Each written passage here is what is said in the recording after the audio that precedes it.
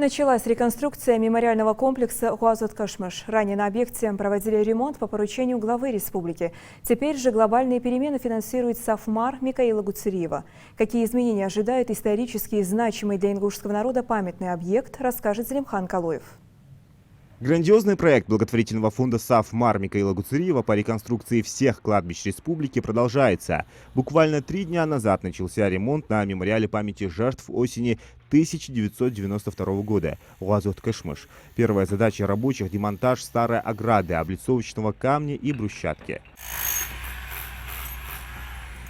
Благоустройство Хуазот-Кашмыш, как и всех остальных кладбищ республики, стало возможным благодаря договоренности главы Ингушетии Махмуда Али Калиматова с основателем благотворительного фонда Сафмар Микаилом Гуцериевым. Также напомним, что ранее по поручению руководителя субъекта на территории мемориального комплекса был проведен косметический ремонт на средства, выделенные из Национального фонда развития Республики Ингушетия. Мы с главой посетили этот мемориал, полностью его обошлись. Здесь очень много проблемных мест.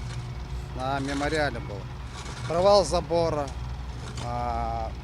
нету условий в этом основном здании проводить ритуальные обряды, поменять брусчатку, освещение, сделать ротонду, которая сзади стоит, сам этот мемориал привести в порядок, там плиты некоторые просели, то есть здесь нужно было сделать, была просьба сделать капитальный ремонт.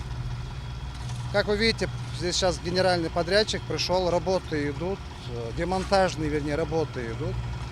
Но до конца 25-30 октября, до событий памяти жертв, здесь будет порядок, ну и будет совсем другой вид. В рамках масштабной реконструкции обновят все хозяйственные помещения, молельную комнату, беседки и памятники. Во дворе уложат новую брусчатку, установят новые ворота, повесят цифровое табло с информацией о трагических событиях осени 1992 года. Данное захоронение объединяет всех жителей нашего региона. Не проходит ни дня без посетителей, читающих дуа за усопших в те годы. Люди искренне рады вниманию со стороны власти и мецената.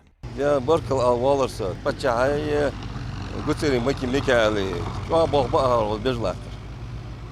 Дигде,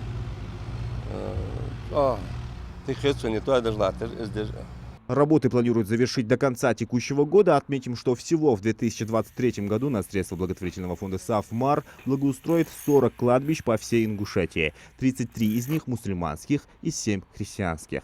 Зелимхан Калоев, Идрис Эжиев, Султан Магушков. Новости 24.